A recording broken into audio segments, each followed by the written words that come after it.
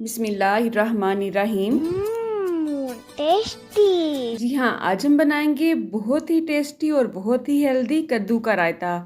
कद्दू ना सिर्फ दूध हजम होता है बल्कि हाफजा तेज करता है, कब्ज कुशा होता है, मैदे की जितनी भी बीमारियां हैं उसका बहुत अच्छा इलाज है। इसका मिजाज क्योंकि सर्द होता है इसलिए ये जिस्म की गर्मी को निकाल बाहर करता है। किचन की शदीद गर्मी से अगर आप बचना चाहते हैं तो आप ये कद्दू का रायता बना के घर वालों को खिलाएं, वो पूछेंगी भी नहीं कि आपने आज क्या सालन बनाया है, क्योंकि ये सालन का बहुत अच्छा मुतबादल है।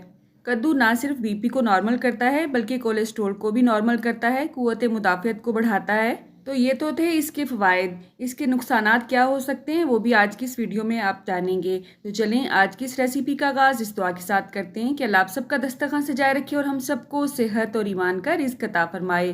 तो यहाँ पे पैन मैंने चूल्हे पे चढ़ा लिया है, उसमें ऐड करेंगे कद्दूकश किए हुए कद्दू। आपने जिस क्वांटिटी में रायता बनाना है उसी हिसाब से आपने कद्दू ऐड करने हैं, ठीक है। मैंने यहाँ पे एक दरमियाने साइज़ का कद्दू हाफ कद्दूकश करके लिया है। इसमें थोड़ा सा पानी ऐड करेंगे, जस्ट 3 से 4 चम्मच के हिसाब से, क्योंकि कद्दू में ऑलरेडी बहुत पानी होता है। इसे हमने हल्की आंच पे पकाना है, सिर्फ इसका कच्चापन ख़त्म हो जाए इसीलिए हमने इसमें थोड़ा सा पानी ऐड किया है। अगर आप दम वाली आंच पे बगैर पानी डाले भी इसे पकाएंगे तो भी ये बहुत जल्दी गल जाता है, क्योंकि हमने इसे कद्दूकश किया हुआ है।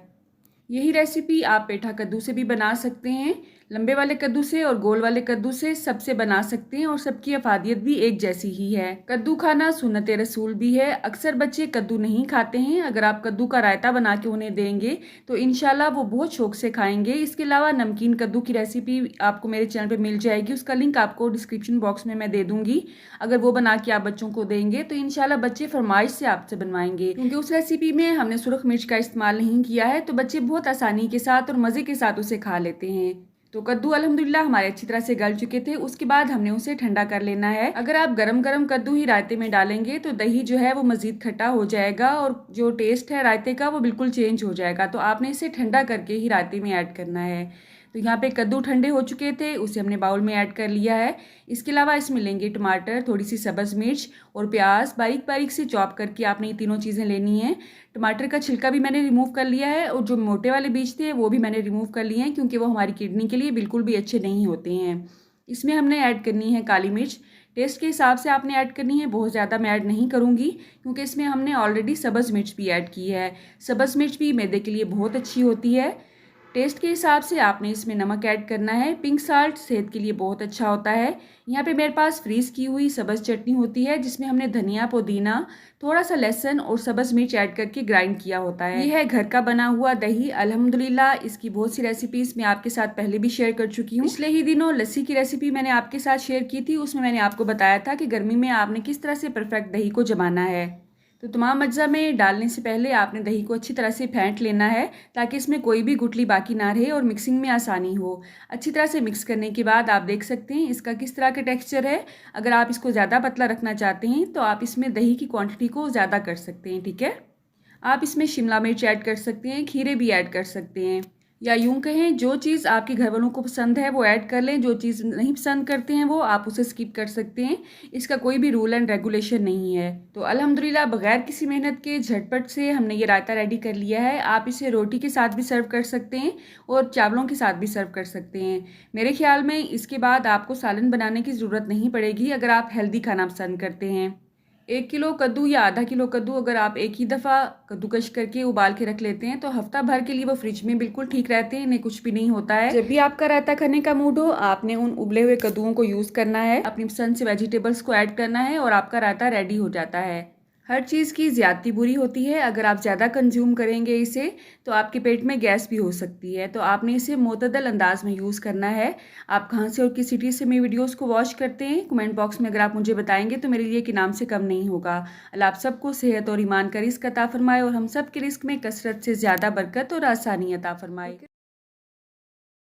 रायता बनाने के लिए हमने एक दरमियाने साइज़ का कद्दू ले लिया है। अब हम इसे अच्छी तरह से वॉश करके छील लेंगे। छीलने के बाद इसको हम कद्दूकश कर लेंगे। आपके पास अगर चॉपर है तो आप अच्छी तरह से इसको चॉप भी कर सकते हैं, वरना आप इस तरह से जादू के ज़रिए भी कर सकते हैं। अब हम इसे अच्छी तरह से गलाएंगे, लेकिन कुछ लोग गलाने के लिए इसमें पानी ऐड करते हैं, मैं इसमें बिल्कुल भी पानी ऐड नहीं करूँगी। क्योंकि इसमें नेचुरली इतना पानी होता है कि अगर आप इसे मीडियम या स्लो आंच पे पकाते हैं तो ये अपने ही दम में अच्छी तरह से गल जाता है। यहाँ पर मैंने चूल्हे की आंच को इंतहाई स्लो रखा हुआ है, जैसे हम दम पे रखते हैं चावलों को। अब हम इसे कवर कर देंगे ताकि इसके गलने का प्रोसेस जल्दी से हो जाए, लेकिन इसी दौरान इसमें 1-1, 2-2 मिनट के वक्फे के बाद चम्मच भी हिलाते जाएं। इस रायते में कद्दू के अलावा पुदीना भी ऐड करेंगे, और पुदीना साफ करना कुछ लोगों को मेरी तरह बहुत ही मुश्किल लगता होगा, लेकिन अगर आप उसे इस तरह से साफ करेंगे तो इंशाल्लाह आपकी मुश्किल आसान हो जाएगी। जब तक मुझे ये ट्रिक नहीं आती थी मैं एक एक पत्ते को अलग अलग पकड़ के उतारती थी, लेकिन अगर आप पुदीने की एक डंडी को इस तरह से पकड़ लें और अपोजिट साइड पे उसको हल्का सा पुश करें तो सारे पत्ते आराम से उतर जाते हैं। आई थिंक आपको समझ आ गई होगी। अगर आपको नहीं समझ आई है तो आप जरा गौर से इसे दोबारा देखें। ये देखें, बिल्कुल आसानी से सारे पत्ते उतर गए हैं। पुदीना साफ करने के दौरान आपने कद्दू को भूल नहीं जाना है, बल्कि वक्फे वक्फे से उसमें भी चम्मच हिलाते जाएं। और अगर आपने ज़्यादा जल्दी से इसे पकाना है तो आप हल्का सा पानी भी ऐड कर सकते हैं, लेकिन मैं इसमें बिल्कुल भी पानी ऐड नहीं कर रही हूँ। 7 से 8 मिनट इसको मैंने हल्की आंच पर दम पर ही पकाया है, और आप देख सकते हैं अल्हम्दुलिल्लाह कद्दू मुकम्मल तौर पर गल चुके हैं। अब हम चूल्हा बंद कर देंगे और कद्दू को ठंडा होने के लिए रख देंगे। इसे आपने गरम गरम रायते में नहीं ऐड करना है, वरना आपका रायता पानी छोड़ जाएगा और वो बिल्कुल भी अच्छा नहीं लगेगा। अब आप किसी मिक्सी के जार में या किसी भी शेकर जग के जग में पुदीना ऐड करें, और ये अच्छी तरह से धोया हुआ होना चाहिए। इसमें मैं 2 से 3 अदद सब्ज मिर्च ले रही हूँ। आप अपनी टेस्ट के हिसाब से कम या ज़्यादा कर सकते हैं सब्ज मिर्च को। अब हम इसमें ऐड करेंगे धनिया, और ये भी बिल्कुल पुदीने की क्वांटिटी के बराबर ले रही हूँ मैं। 3 से 4 अदद जवे लहसुन के हैं, और ये देसी लहसुन है इसलिए ये छोटा छोटा सा है। कद्दू हमारा ठंडा हो चुका है, उसमें से आधा हम इस वक्त ऐड करेंगे और आधे को हम बाद में रायते में ऐड करेंगे। अब हम इन तमाम अज्जा को अच्छी तरह से ग्राइंड कर लेंगे। अगर आपकी मिक्सी अच्छी तरह से वर्क नहीं कर रही है तो आप इसमें मामूली सा पानी भी ऐड कर सकते हैं। बस 1 से 1.5 मिनट में तमाम अज्जा अच्छी तरह से मिक्स हो जाएंगे। अब हम एक बाउल में दही लेंगे, और ये देखें घर का जमा हुआ दही है। अल्हम्दुलिल्लाह कितना गाढ़ा जमा है, और इसकी रेसिपी मैं आपसे शेयर कर चुकी हूँ। और ये भैंस के दूध का दही है। जो गाय के दूध का दही होता है वो इससे भी गाढ़ा होता है। दही को अच्छी तरह से फेंट लेंगे क्योंकि लम्स इसमें अच्छे नहीं लगते हैं। धनिया और पुदीना का आधा मेज़ा इस वक्त ऐड करेंगे और अच्छी तरह से फेंट लेंगे। अगर ज़रूरत महसूस होगी तो बाद में ऐड करेंगे मज़ीद। उसके बाद जो हमने आधा कद्दू बचा के रखा था वो भी इसमें ऐड कर देंगे और इसे भी अच्छी तरह से मिक्स कर देंगे। कुछ लोग इसमें प्याज भी ऐड करते हैं, टमाटर भी ऐड करते हैं, लेकिन मुझे वो अज्जा इसमें अच्छे नहीं लगते हैं। अगर आप चाहें तो इसमें ऐड कर सकते हैं। धनिया और पुदीना का इसमें मैं मज़ीद कलर लाना चाह रही हूँ, इसलिए बाकी मेज़ा भी मैंने सारा इसमें ऐड कर दिया है। इसके अलावा हम इसमें ऐड करेंगे आधा चम्मच काली मिर्च का पाउडर, 1/4 चम्मच के हिसाब से मैं नमक ले रही हूँ। आप अपनी टेस्ट के हिसाब से कम ज़्यादा कर सकते हैं। आप चाहें तो इसमें ज़ीरा पाउडर भी ऐड कर सकते हैं, लेकिन मैं इसमें सिर्फ यही अज्जा ऐड कर रही हूँ और आप यकीन करें इसका टेस्ट इंतहाई अच्छा होगा। ऐसा नहीं है कि ज़ीरा डालने से इसका टेस्ट अच्छा नहीं होता। असल में हमारे घर में एक नमूना बच्चा ऐसा है जिसको ज़ीरे का टेस्ट अच्छा नहीं लगता है। कद्दू की अफादियत के बारे में एक तफसीलन वीडियो मैं आपसे पहले भी शेयर कर चुकी हूँ, जिसमें मैंने आपसे नमकीन कद्दू बनाने की रेसिपी भी शेयर की थी।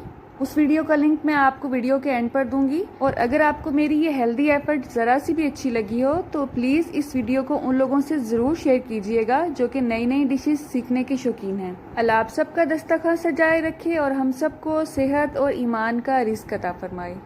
मेरी नेक्स्ट वीडियो तक अल्लाह हाफिज़।